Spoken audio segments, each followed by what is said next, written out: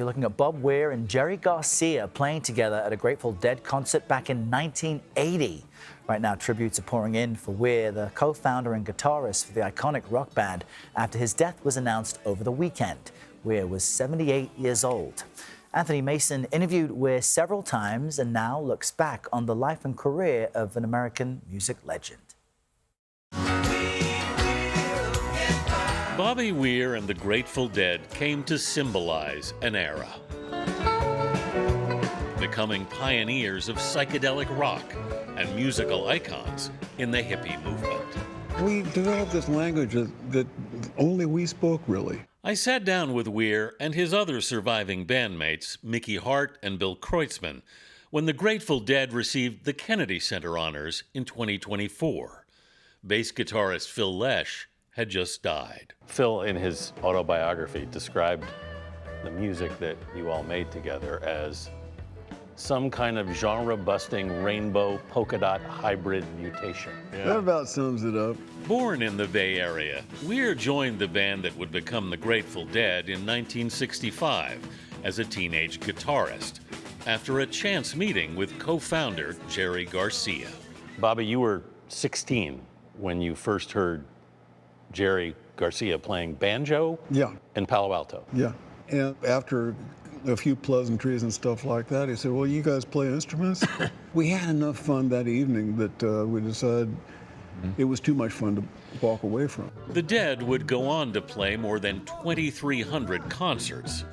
The band allowed fans to record and share them, which helped create an army of Deadheads. The audience would give us energy. They give us love, and we'd articulate it and give it back to them. Then they'd turn around and give that back to us, and it was self-perpetuating. Yeah, and that's Bobby singing lead on Truck, and he also sang lead on Sugar Magnolia, which he co-wrote. So, he was, I think you'd be hard-pressed to find another musician who played more live gigs than Bobby Weir. I mean, the Dead played a lot. He played 30 years with the Dead, another 30 years, basically keeping the Dead legend alive. Wow, and that legend is alive. Because even if you're not familiar with the band specifically in its music, you know the Deadheads. You know their fandom. Yep. More than any other band, they seem to have such a loyal following for decades. Why do you think that is? They built a community right from the get-go. They weren't about radio hits. They only really ever had one charting song, which is remarkable, and never won a competitive Grammy. They won a Lifetime Grammy, but never a competitive Grammy. They built a community. They allowed their fans to record the concerts, and the fans recorded them and traded them. The label wanted to stop it, and they said no. And they were way ahead of their time in that respect.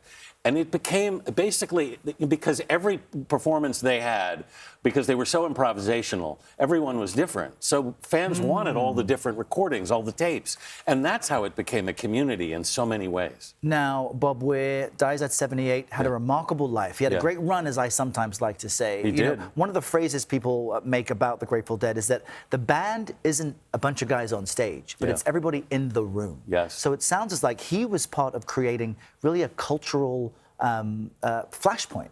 Oh, no question, I think. When he joined the band, he was actually the kid. He was 16 when he met Jerry, 17 when the band started. He was 5 years younger than Jerry Garcia, 7 years younger than Phil Lesh. And if they had a heartthrob in the beginning, and they didn't intend to, it was him. Okay. And ironically, in older age, he became the guy with the big mustache who looked a little bit like Yosemite Sam.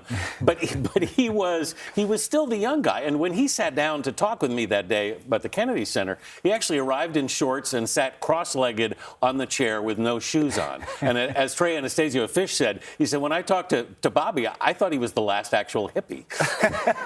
Well, you know what? You did a great interview with the band back in 2024. Viewers can see that on the CBS News YouTube page. Anthony Mason, always a treat to get you on set and see you. Thank you so much. Great to see you.